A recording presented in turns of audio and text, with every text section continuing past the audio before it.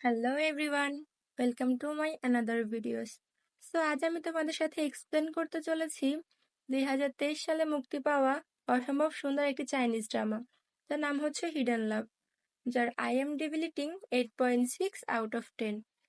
চলো কথা না বাড়িয়ে আমাদের আজকের ড্রামার এক্সপ্লেনেশন শুরু করা যাক। ড্রামার শুরুতেই আমরা এই ড্রামার ফিমেল লিডকে দেখতে পাই, যার নাম হলো সাংজি। সে তার ক্লাসরুমে ছিল, তবে সে অন্যমনস্ক ছিল, যা দেখে তার টিচার তাকে ক্লাসে মনোযোগ দিতে বলে।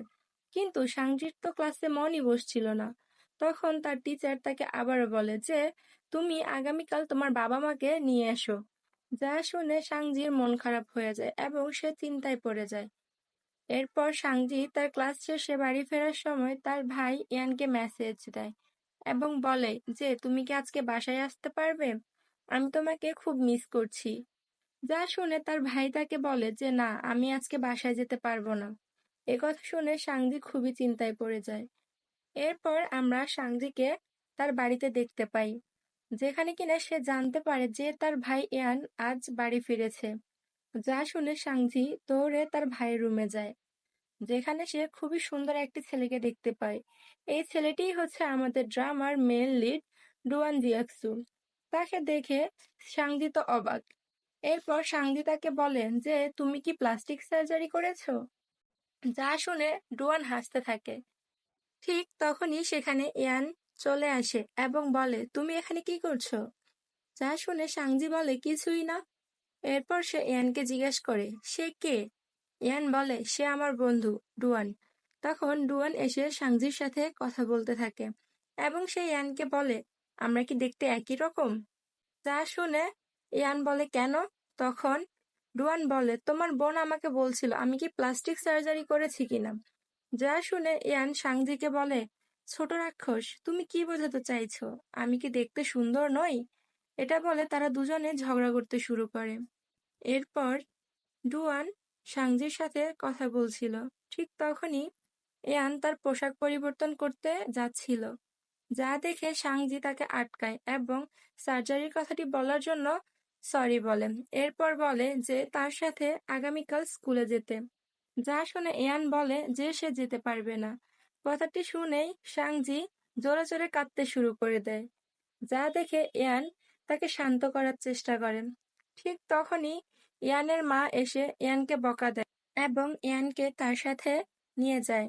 তখন ডুয়ান সাংজিকে সামলায় এবং বলে আমি ইয়ানকে বলবো সে যেন তোমাকে সাহায্য করে। কিন্তু সাংজি বলে সে আমাকে সাহায্য করবে না। আপনি যদি সার্জারির কথাটা না বলতেন তাহলে হয়তো সে আমাকে সাহায্য করত। যা শুনে ডুয়ান বলে তুমি কি বলতে চাইছো আমার জন্য এসব হয়েছে? তখন সাংজি বলে হ্যাঁ। এরপর সাংজি ডুয়ানকে জিজ্ঞেস করে আপনি কি কালকে ফ্রি আছেন? যা শুনে ডুয়ান বলে কেন? তখন সাংজি বলে যে তাহলে আপনি কি কালকে আমার ভাই সেজে আমার সাথে আমার স্কুলে যাবেন? কিন্তু ডুয়ান তাতে রাজি হয় না। ঠিক তখনই সেখানে ইয়ান চলে আসে এবং তাদের দুজনকে বলে সে পোশাক পরিবর্তন করবে। যা শুনে তারা দুজনই রুম থেকে বেরিয়ে যায়। এরপর আমরা দেখতে পাই ডুয়ান চলে যাচ্ছিল।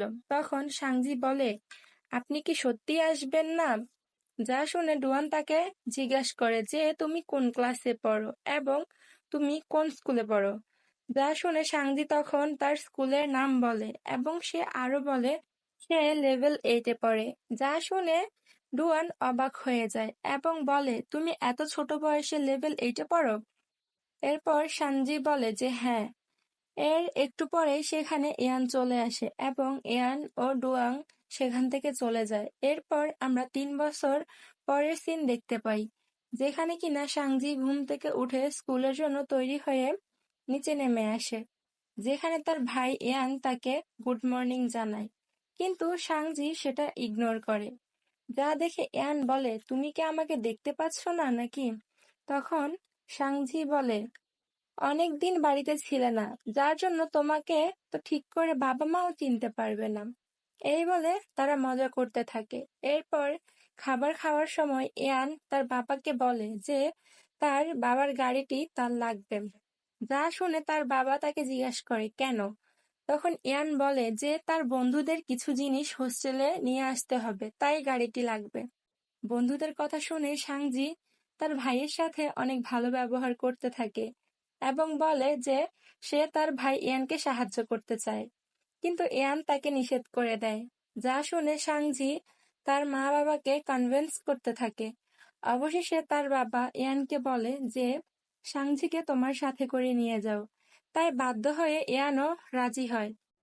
এরপর আমরা সাংজিকে দেখি, যেখানে কিনা সে তার ভাই ইয়ানের হোস্টেলের নিচে এসে তাকে কল দিচ্ছিল এবং তাকে বলে যে আমি চলে এসেছি, তুমি কোথায়?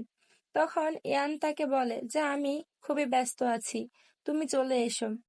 এরপর আমরা সাংজিকে দেখতে পাই যে কিনা একটু দূরে তার বাবার গাড়িটি দেখতে পায় এবং সে সেই গাড়ির কাছে যায়। সেখানে গাড়িতে সে একটি পুতুল দেখতে পায়, যা নিয়ে সাংজি তখন খেলতে থাকে।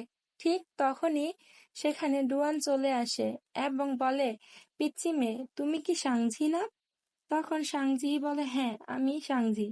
যা শুনে ডুয়ান বলে, আমি তো তোমাকে চিনতেই পারছি না। তখন সাংজি বলে, আমি ছোট মেয়ে নই, আমি বড় হয়ে গেছি। ঠিক তখনই ইয়ান সাংজির হাতে পুতুলটি দেখতে পায় এবং বলে, তুমি চাইলে এটা নিজের কাছে রাখতে পারো, কারণ এসব পুতুল দিয়ে তো ছোট মেয়েরাই খেলে। যা শুনে সাংজি বলে, আমি লেভেল 11-এ পড়ি এবং আমি ছোট মেয়ে নই, আর এসব পুতুল নিয়ে আমার এখন খেলা করার কোনো ইচ্ছা নেই। তখন ডুয়ান বলে, ঠিক আছে, তাহলে আমি এটা ফেলে দেই। যা শুনে সাংজি বলে যে না, কিছুক্ষণ আমার কাছে থাকুক। এরপর তারা দুজনেই রুমে যায়, যেখানে গিয়ে সাংজি ইয়ানকে কথা শোনাচ্ছিল তাকে আনতে না যাওয়ার জন্য। তখন ইয়ান বলে সে এতক্ষণ কাজ করেছে, এখন একটু রেস্ট নিচ্ছে। এরপরে ইয়ান তার বন্ধুদের সাথে সাংঝির পরিচয় করিয়ে দেয়। এর একটু পরে সাংঝি দেখতে পায় যে ডুয়ান তার পার্ট টাইম জবে যাওয়ার জন্য তৈরি হচ্ছিল এবং সে যাওয়ার সময় সাংজিকে বলে, তুমি চাইলে পুতুলটি নিয়ে যেতে পারো। এরপর আমরা সাংঝিকে তার বাড়িতে দেখতে পাই, যেখানে সে ডুয়ানের দেওয়া পুতুলটি নিয়ে খেলা করছিল। ঠিক তখনই তার ভাই ইয়ান তাকে কল করে, কিন্তু সাংঝি কল রিসিভ করার পরে বুঝতে পারে যে এটা তার ভাই নয়, এটা ডুয়ান। ডুয়ান তখন সাংঝিকে বলে, তুমি কি এখানে তোমার কিছু রেখে গেছো? তখন সাংজি বলে, হ্যাঁ, ওখানে আমার একটি অনুশীলন বই রেখে এসেছি, যেখানে একটি রচনা আছে যা আমার কালকে শ্রেণী শিক্ষককে দিতে হবে। যা শুনে ডুয়ান বলে, তুমি স্কুলে কখন যাও? সাংঝি বলে, 7:40 তখন ডুয়ান বলে, তুমি কি কালকে সকাল 6টায় ঘুম থেকে উঠতে পারবে? সাংঝি বলে, কেন?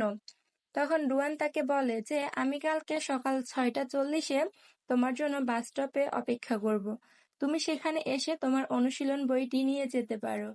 যা শুনে সাংজি বলে, ঠিক আছে। এরপরে আমরা দেখতে পাই ডুয়ানের সাথে দেখা করার জন্য সাংজি একসাথে অনেকগুলো অ্যালার্ম সেট করে ঘুমিয়ে পড়ে। পরবর্তী সময়ে আমরা দেখতে পাই যে সাংজি ভোরবেলায় ঘুম থেকে উঠে বাস স্টপে যায় এবং সে সেখানে গিয়ে ডুয়ানকে খুঁজতে থাকে এবং ভাবতে থাকে যে সে কি সত্যিই আসবে। তখনই আমরা অতীতের একটি দৃশ্য দেখতে পাই, যেখানে সাংঝি তার ক্লাসে বসেছিল। ডুয়ান কি আসবে না কি আসবে না সেটা নিয়ে সাংঝি চিন্তিত ছিল, যার জন্য সে ক্লাসে মনোযোগ দিতে পারছিল না। আর এরই সাথে হিডেন লাভ ড্রামাটির ফার্স্ট এপিসোড শেষ। তো তোমাদের কাছে ড্রামাটি কেমন লেগেছে অবশ্যই কমেন্ট করে জানাবে। ড্রামাটি যদি ভালো লেগে থাকে তাহলে অবশ্যই একটি লাইক করে দিবে আর পরবর্তী পর্বগুলো দেখার জন্য চ্যানেলটিকে সাবস্ক্রাইব করে দিবে।